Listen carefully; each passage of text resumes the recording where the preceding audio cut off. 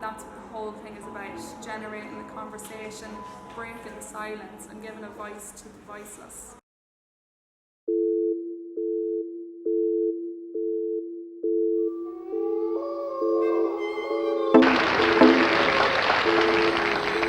A commercial will come at this point. What Do You Want is a natural springboard for selling the sponsor's product.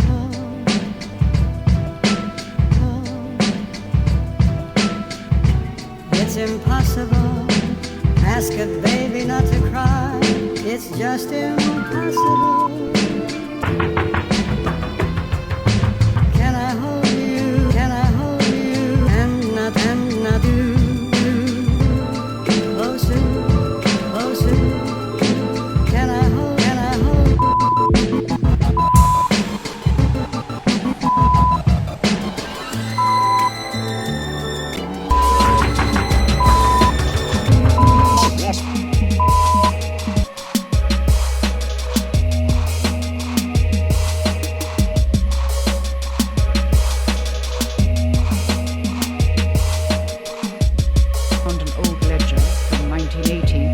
Museum in Dublin, Park Laundry, showing a very healthy business.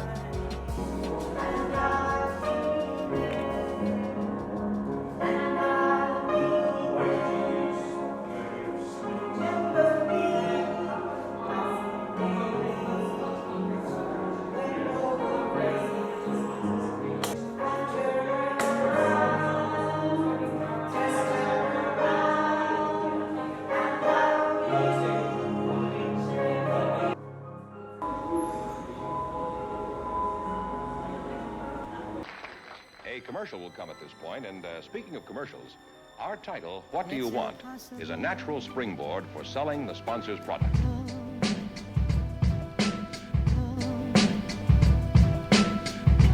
It's impossible.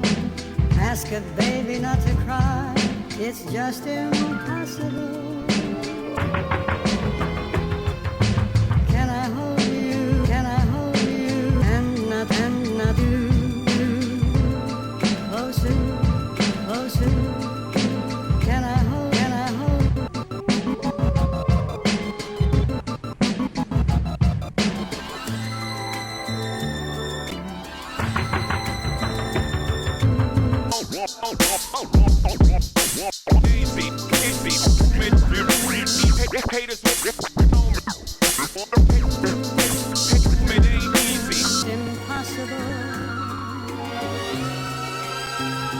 What Do You Want? But don't the game needs Rome, it ain't easy. Easy, Rome, maybe. But don't need me. Haters, it ain't easy. Just lap, acting chrome.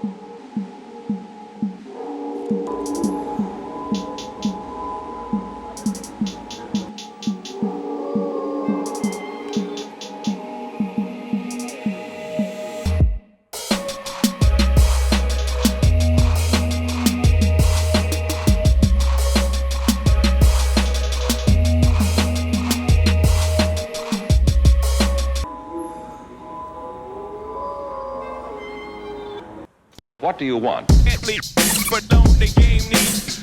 Cause Rome, it ain't easy. Rome, easy. Rome, maybe. But don't need me. Haters make Rome. Haters want me, it ain't easy. This is black, acting chrome.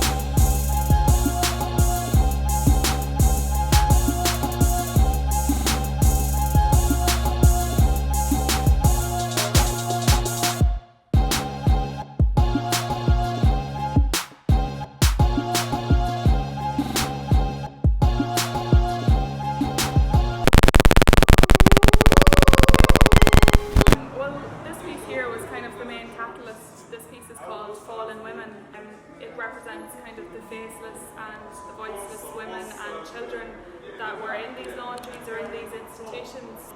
Fallen because she was deemed as not being good enough because she had sinned. These women, they're not fallen, like they became pregnant, and what about it? If somebody's walking past an old mountain laundry and they see a piece stuck up outside it, they're not just going to walk straight past it, you know, they're going to stop, they're going to look, they're going to question it, and they're going to talk about it. The fact that if this is guerrilla art and if this is put up in the open where people are forced to look at it, you know, it gets a completely different audience. That's what the whole thing is about, generating the conversation, breaking the silence and giving a voice to the voiceless. I don't expect a big hullabaloo. I don't think the women expect a big hullabaloo. All they want is to be recognised, just to be able to say it happened. You know, pass you on to Sharon. I think I can speak for everybody here when I say, wow, this is an incredible exhibition.